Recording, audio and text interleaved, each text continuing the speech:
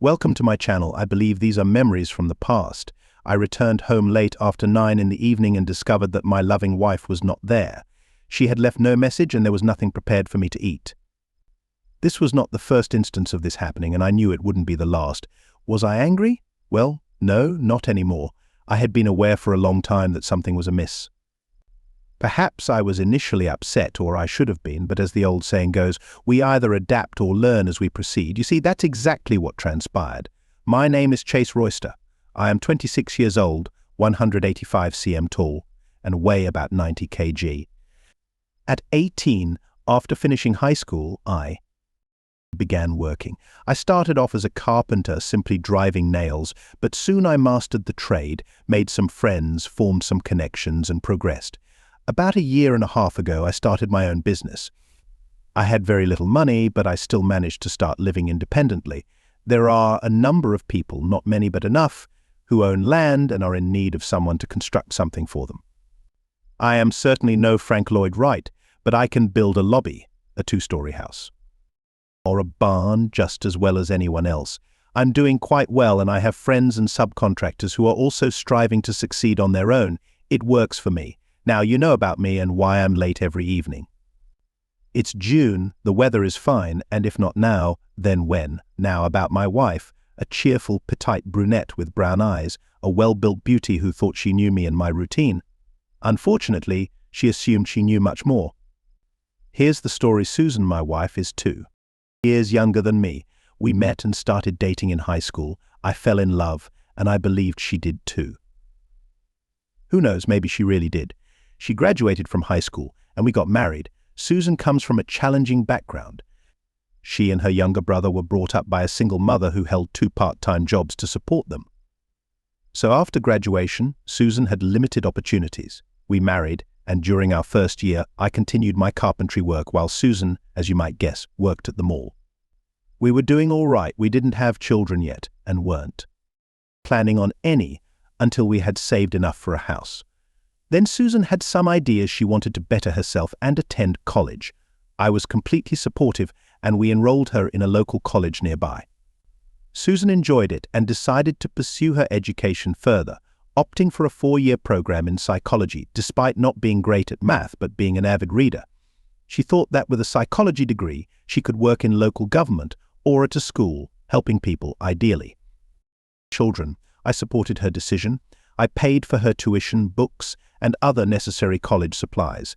Susan really applied herself, reducing her hours at the mall and eventually quitting to devote more time to her studies.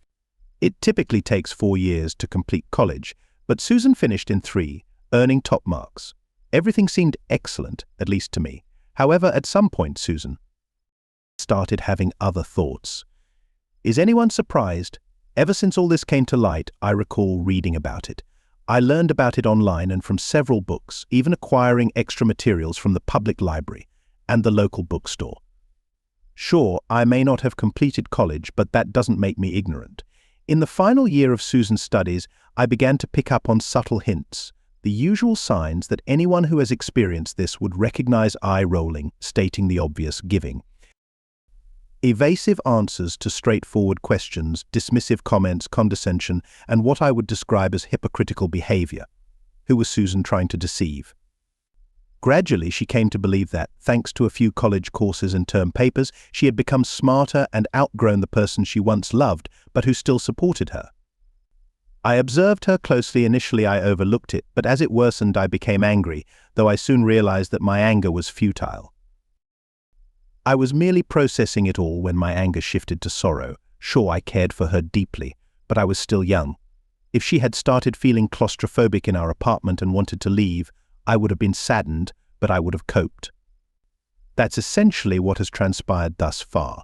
I've just been rambling. I'll do my best to explain how everything eventually began to unravel. It was relatively recent, maybe a year ago on a Tuesday night. I returned home late and Susan was there waiting for me.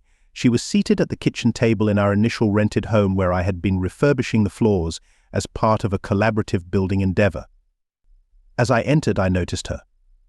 She began, "Chase, I know you're weary, but we need to discuss." I anticipated this conversation. I even guessed who my archenemy was.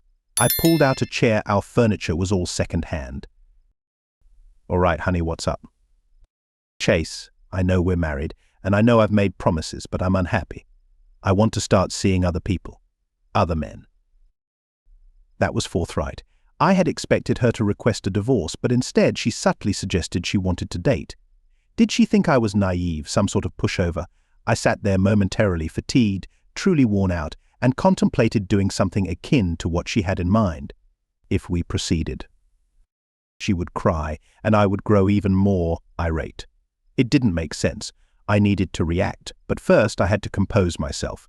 For about 5 minutes, I simply sat, tapping my fingers on the table and staring at her. This achieved 2 outcomes. It helped me stay calm and intimidated her. I waited, and sure enough, she faltered and said, "Oh, I don't mean anything sexual or like that. I just want to part ways. You see, I've met people who share my interests, some of whom gather and have, well, group discussions, intellectual activities." Intellectual activities? Group discussions? What folly! There were no group discussions or collectives. It was just one individual, the psychology instructor, not a professor, a local college instructor. I knew him, had met him a couple of times, a decent fellow. His name was Ryan Fletcher. He fancied himself a ladies' man, and I suppose he was. He was roughly my height, athletic, ran regularly, belonged to a sports club, and wore custom-tailored attire. He drove a sports car, if you consider the latest model Mustang a sports car. He indulged in wine and cocktails. Unlike me, I hadn't had a drink since high school, not even beer. Come on, Susan wasn't my first girlfriend. There were others whom I thought I loved too, particularly one. But I believed Susan and I shared something special. I envisioned us moving towards owning a big house and raising our own children. I would have been content with a daughter who resembled Susan, and maybe a couple of sons who looked like me. I assumed that's what everyone desired. I thought that's what Susan wanted too. Growing impatient, and perhaps a bit wary, she gazed at me more intensely. "I don't mean I want to leave you, Chase. I love you, I really do. I'm serious. I still love you. I just want to spend more time outdoors, do other things, diversify, be more cosmopolitan." I listened. That word cosmopolitan was a Fletcherism. I had heard him use it. Finally, I responded, "You want a divorce. Is that it?" That's exactly how it unfolded. I laid it out plainly. I thought she would either seize the opportunity or ignore it. She chose to disregard it. She leaned back in her chair. Yes, I caught her off guard. I saw her fluster. She turned pale, then blushed. No, I want to stay married. I don't curse. My mum and dad raised me right," I replied. "You just want to have sex with Ryan Fletcher, isn't that it?" This time she blushed to the roots of her hair. No, I'm faithful to you. I will remain faithful. I just want to be around people more, meet new people." She hesitated, realizing I knew more than she had anticipated. "Why did you bring up Mr. Fletcher?" "I thought Mr. Fletcher, huh? I bet it was Ryan. Or Ryan, honey." When they were alone, I yawned and stretched. "Listen, I'm exhausted. I'm heading to bed. You figure out what you really want and tell me tomorrow night." I added, "Why don't you call your lover Ryan if you need advice?" Then I continued, "Oh, and no intimacy tonight. You're probably full anyway." I got up and made my way upstairs to bed. I assumed she followed me later. I don't recall falling asleep immediately. Well, not quite right away. I did ponder over things for a bit. The next morning I woke up at my usual time, and she was already in the kitchen. She had brewed coffee. I rarely eat breakfast. Most often, I stop by Dunkin' Donuts, buy a pastry, and grab a cup of something else. Susan had never interrupted my routine before, so I wasn't expecting anything unusual that morning. She always prepared lunch for me, which was nice, but that was it. This morning I was both correct and mistaken. I went downstairs and she was awake, waiting for me. She said, "Listen, honey, I was wrong about what I said last night.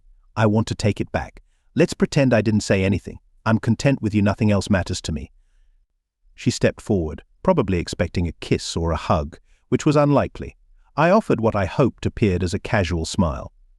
"Never mind. Will you be home tonight?" She became very earnest, trying to seem genuine. "Of course I'll be home." As I walked out the back door, I reiterated what I had said the night before. "All right, we'll discuss everything with Ryan, and tell me what you've decided tonight." I headed down the path to my truck. As I was leaving, I heard her say from behind the door, "Chase, I'm not seeing anyone, and certainly not Ryan." I simply turned and waved as I got into my truck. Who was she trying to deceive? On the way to work, I started reflecting. In hindsight, I realized it's not a good idea to do that before work, as so much of the job relies on precision and safety. Deep thoughts can interfere. Nevertheless, it was a cool 40-minute drive, and I figured I could think a bit and then, once I got to work, sort everything out. I'm not an engineer, but I can think analytically. I narrowed down my thoughts to 4. Maybe 5 topics. First, I had my pride. I always believed I was enough for Susan, along with that, her maturity and self-awareness. If I wasn't enough, and I'm not talking about sex, I mean, damn, I'm only 26, and there are no issues there, then it was something else. Heck, Susan could use some help in that department herself, but that's another story. Of course, it had to be that mystique from college. Guys like Fletcher were sophisticated, and I was just a simple carpenter. It reminded me of the old Matt Damon movie, Good Will Hunting. There was a scene where Matt totally owned a college guy in a bar, but in that movie, Minnie Driver saw through the pretense. In my case, Susan was too immature and starstruck to see the difference between the glitter that was Fletcher and what was real in me. It probably angered me that she couldn't see it, but there was nothing I could do about it. Worse, if she couldn't see it now, she never would. That hurt. I loved Susan, but I understood that no matter how things turned out, if not now, then someday she would leave me for someone else. Now, secondly, she said, and obviously what she was doing emotionally, if not physically, made me feel incredibly sad. It was unpleasant to admit, but last night, lying in bed alone, and this morning, it was like watching someone slowly fade away, dissolving into the distance. They become smaller and smaller until they are no longer visible. I think it's similar to death. She was drifting away. What Susan and I had was dying. I saw it, and it made me feel terrible. Thirdly, I think there was some anxiety about what others would think. I contemplated this thought about who might be concerned and quickly disregarded it. I appreciated her mum and younger brother, but any loss would be theirs, not mine. My parents and siblings would be worried, but once they understood what was happening, they would settle down. That left my co-workers and friends. What about them? If it came to a divorce, which it likely would, they wouldn't pick sides, and even if they did, it wouldn't matter. Then there was the financial aspect. We had a bit of money, and we had no children, but in the event of a divorce, my new business might require me to pay some form of alimony, at least until Susan was stable. I didn't like how that sounded, but I figured there were solutions if I found the right lawyer. And finally, what about my personal well-being? I mean, I would certainly be devastated. Hell, I already was devastated, and I would be lonely, at least for a while, although, then again, maybe not. I married Susan because I loved her, but I had other girlfriends before. There was one, Ginger Mallister. I proposed to Susan, but Ginger was my second choice, even better. During my marriage, Ginger had gotten married and divorced. I didn't just think I knew she got married because I did. She jumped into bed with another guy without hesitation. I wondered if she ever thought of me when she was with her husband. I bet she did. I know I thought of her. Ginger was a nurse at the local hospital. She had a job, and she had affectionate feelings for me. I knew she wasn't seeing anyone and she was available.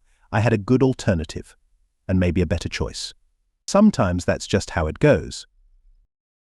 So I went to work, had a successful day, and headed home. When I arrived, Susan was there. She had cooked a lovely dinner, and we dined. After dinner, I initiated the conversation. "Well, Susan, what have you decided?" She reached out and took my hand. "I love you, Chase. I'm sorry for what I said. It was thoughtless. I probably just didn't think." Then I said, "These group discussions and meetings with other men are not up for discussion." "Oh, Chase," she began, "I never meant anything like dating. I meant interacting with other men in group discussions." I didn't believe a word of it. She and Fletcher were up to something, but I didn't want to provoke issues. They would just proceed anyway. I said, "Listen, Susan, you have a degree in psychology. As soon as you find a job, you'll be using it to aid people. I don't want to hinder you. If group discussions, or whatever they're called, group seminars, will help you be better prepared and possibly find a job, then you should pursue it." Do you think so? She asked. I gave her what I hoped was an approving yet thoughtful smile. If you think it's a good idea. She closed the distance between us and climbed onto my lap. I don't think I need to do anything like that, but thank you for your blessing. I love you so much, honey. And with that, she kissed me deeply. Honestly, I thought I had just given her carte blanche. Now, I bet she could go and jump into bed with Fletcher as long as I didn't find out. I groaned. Listen, honey, I'm very tired, and a truckload of supplies will be arriving early in the morning. Would you mind if we postponed everything for one more night? Susan wrapped her arms around my neck and gently kissed my lips. No, darling, we can wait. And then I realized, from that moment on, I just needed to find a way to catch her. I stood up, kissed her again, and whispered, "All right, sweetheart, I love you too." With that, I went to bed. The next few days, throughout the weekend, life continued much the same. I came home after sunset, went straight to bed, woke up at dawn, and worked tirelessly. All this time, these matters gnawed at me. First, Susan still hadn't found a job. I was convinced that she and Fletcher were intimate while I was at work, and equally disturbing was the realization that what I once thought we had was no longer there. I figured that sooner or later I would need to take control and act. Eventually, I made a tough and definitive decision. I was sure they were meeting somewhere, I just didn't know where exactly. If they were using my house, I decided I would confront Fletcher harshly. If they were at his apartment, a motel, or some office at the college, I wouldn't be nearly as bothered. In the same light, I understood that it wasn't just about Fletcher, but about Susan. Of course it involved Fletcher, but if it wasn't him, sooner or later, it would have been someone else. Sure, Fletcher was a rogue, a villain, a typical college guy who landed a job at a minor college easily, but he wasn't the core issue. I needed to sort out a few things first. I called a lawyer and set up a meeting to create a plan of action. Then I located Fletcher's address in the local directory and checked his qualifications, a master's degree in psychology, which ultimately wasn't that impressive. Susan's car, her little Nissan, had GPS. I decided to use it to track her movements, allowing me to monitor her without interrupting my work. Susan also had a mobile phone to which I could connect and read all her messages. All I needed to do next was collect some evidence and wait for the right moment. When I consulted with the lawyer, he explained that if we could get Susan to sign the divorce papers, I might have to pay her something, but I could keep her out of my business. Otherwise, he mentioned I could declare bankruptcy and start fresh after the divorce. I know that's simplifying things, but it sounded feasible to me. Heck, I heard about a guy who restarted 4 times I could do it once, and the only person I'd be letting go would be myself, though a few guys might be affected too. Tracking Susan's activities was simpler than I anticipated. She left the house every day around 11 a.m. and either headed to the local college or straight to 133,710 Maple Crest in the Maple Crest area, where Ryan Fletcher's apartment was located. He lived on the 3rd floor of an apartment complex built in the 1970s. These places were once desirable, but they had deteriorated over time. I wondered if Susan realized who she was dealing with, considering his credentials and what I knew about college salaries. This Fletcher was probably earning about half of what I made, which would be a downgrade for Susan if she wasn't cautious. Of course, that was a naive thought by then. I was on the ascent while Mr. Ryan Fletcher was likely nearing his peak. I looked around and saw that Susan's career choice wasn't so much poor as it was common. Psychologists with Susan's level of training were abundant, and Fletcher was just a slight step above her. In some ways, this made me feel even worse. Susan wasn't foolish. She had to recognize that Fletcher's prospects weren't promising. Was she genuinely in love with this guy? And if so, was she so deeply in love that she was willing to forsake the comfortable life I could provide for a life that, at best, would be one of noble poverty? No, I didn't think I was that deficient. I believed Susan was enamored with an idea, a concept. Instead of potentially spending winters in the Bahamas, which of course was an exaggeration, or perhaps enjoying trips to major cities for shopping, theatre and concerts, or simply joyously spending all the money I would earn, she would rather sip coffee or glasses of cheap wine, sitting and discussing how gifted and intelligent they all were. Well, the choice was hers. From my electronic surveillance, I learned one useful thing. It didn't seem like they were using our house as a rendezvous. But there was one very unpleasant thing, truly distressing, that caused me a lot of pain. Her text messages really struck a nerve. I am not, and never have been, what you'd call an overly sensitive or easily upset person. Growing up with two older brothers toughened me up, but her messages were deeply hurtful. They genuinely pained me. I read that the words spoken by a cheating partner are rarely truthful. That might be true, or it might not be, but it didn't matter. The words she exchanged with Fletcher were agonizing. They were like a knife in my heart, a deep wound through which what remained of my love just drained away. So this brings us back to the night when it all started, the time to make a decisive move. As I mentioned, I had discussed everything with my lawyer. I wasn't out to harm anyone. If Susan needed a guy with a leather jacket, she could have him.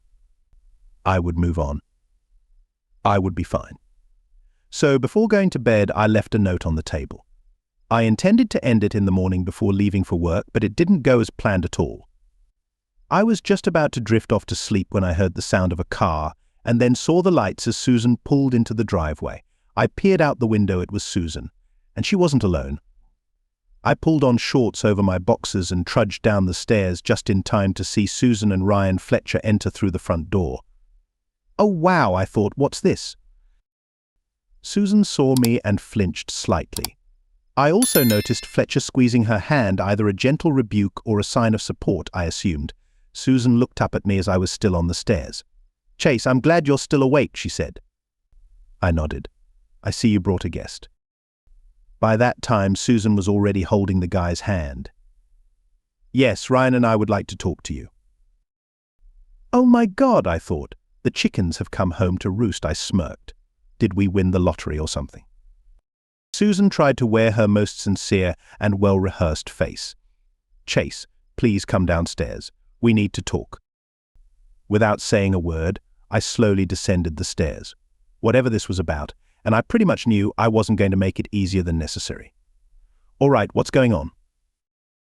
Susan responded, "Can we go to the kitchen?" I said, "Sure, why not?" As we walked in, I discreetly looked Mr. Ryan Fletcher up and down.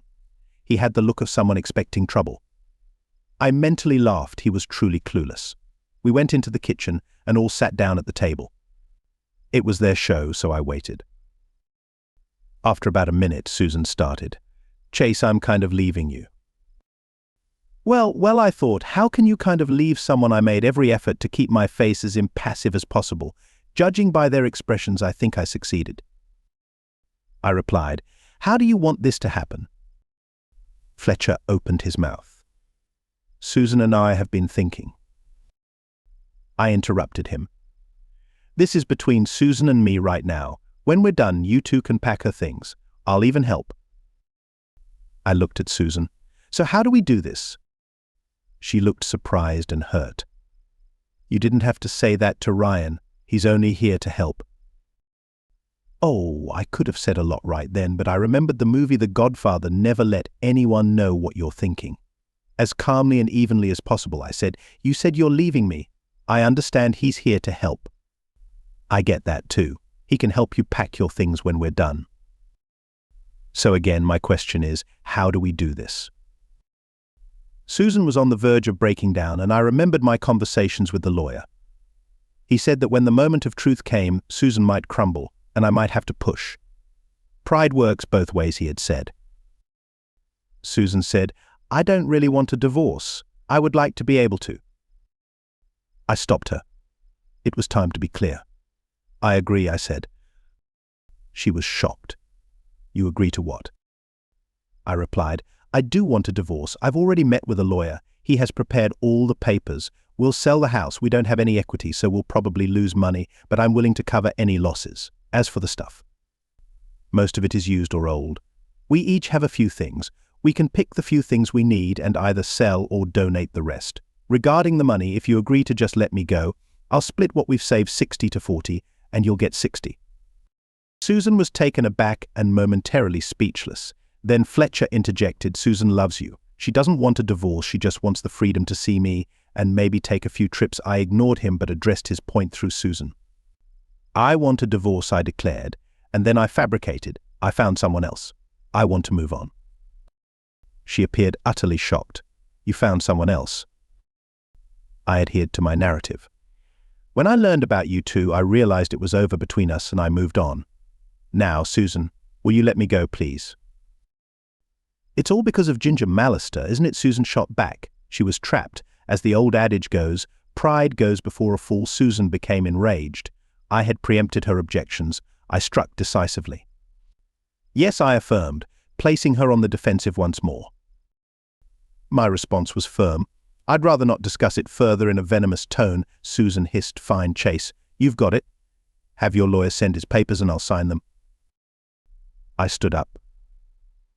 "I'll call him first thing in the morning. I'll personally ensure you receive them tomorrow. I presume you'll be at Ryan's." Susan, squaring her shoulders and with a fiery gaze, replied, "Yes, I'll be at Ryan's." Casually, I said, "All right." Then I turned to Fletcher. "Shall we start packing?" He looked as if he had been struck by lightning. At that moment, I realized Susan had blundered. "Well," I think I said, "Good, let's get started." I looked at Susan. "You gather your toiletries. Ryan and I will handle the rest of your things." After that, everything proceeded quickly. Susan packed her perfumes and soaps into a travel bag. Ryan and I loaded all her clothes into the car. It was a tight squeeze, but we managed to fit everything within less than an hour. I escorted them to her car, now fully packed with her belongings. He sat in the passenger seat while I held the driver's side door open as Susan got inside. She rolled down the window. "Chase, I'm sorry, I really do love you," she said sincerely. "I know," I acknowledged. I watched as my wife and her boyfriend drove off into the night. I went upstairs, checked Susan's empty closet, and surveyed the room. Everything was the same, yet everything had changed. I glanced at the clock. It was 10 minutes past midnight. I took out my phone and called Jack Slattery, one of my workers. "Jack, I won't be in tomorrow. Yes, Susan and I agreed on a divorce, so I'll be handling that. Can you take care of everything for me?" He apologized, but also promised he would manage everything. I knew he would. Was it the end? Well, yes and no. Let me explain what happened next. First, I cried for most of that first night. I owed it to myself and to Susan to let it all out, so to speak. After all, I really did love her, and I knew that despite the circumstances, she loved me too. But she just didn't have the strength of character to hold it together. The next morning, I met with my lawyer, or at least his secretary. I picked up the papers and went to Fletcher's apartment. Susan opened the door. Ryan was still asleep, I assumed. She had been through a lot. I could see that she had been crying too. She didn't even read the documents she just signed wherever the lawyer's secretary had indicated. In 15 minutes, I left, essentially a free man. What happened next? A lot. I had the house appraised and found out it was worth even less than I thought. Instead of putting it up for sale, I met with my parents, got an interest-free loan from them, and after my brothers agreed, of course we didn't want any family disputes, I bought out Susan's half. I agreed to support Susan and pay for her phone for 6 months. I figured that was enough time to give her a chance to get settled. She hadn't read any of the paperwork and didn't know anything about this, so I came out unscathed. I threw myself into work, worked as hard as I could, and before long, my results were better than ever. Then there was another matter. I needed to take care of my personal life. I went to visit Ginger.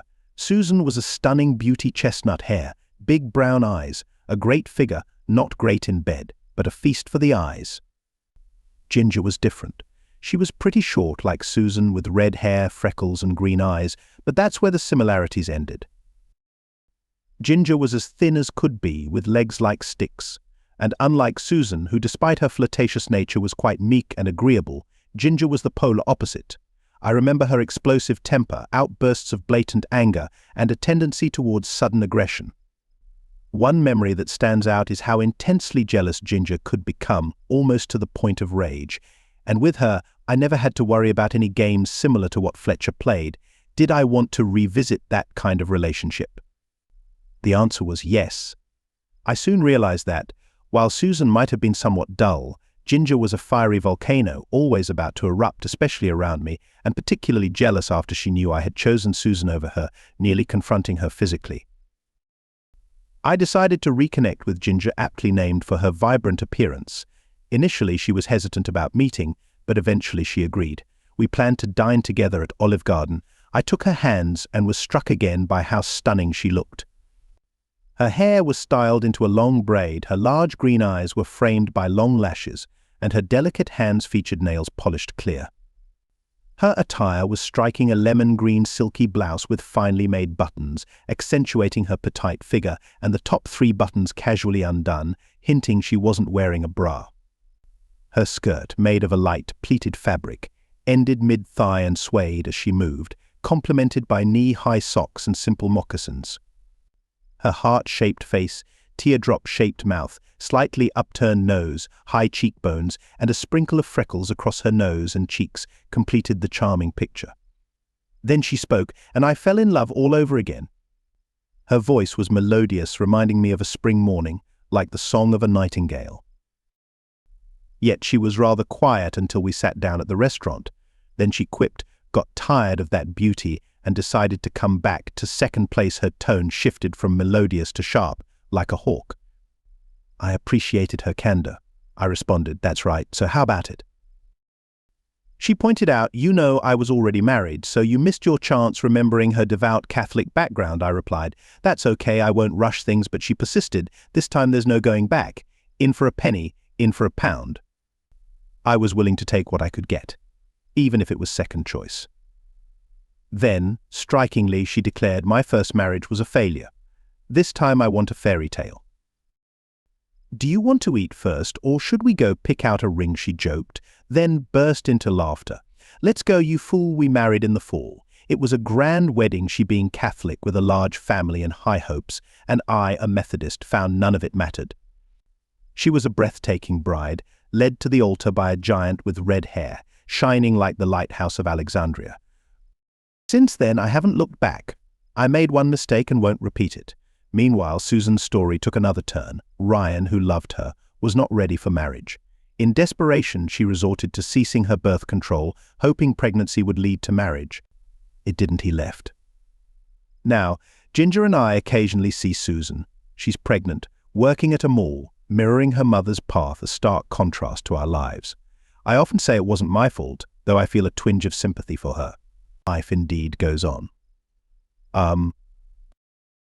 Thank you for listening to the end of this episode of Cheating Stories. Take care of yourself and your loved ones. Goodbye.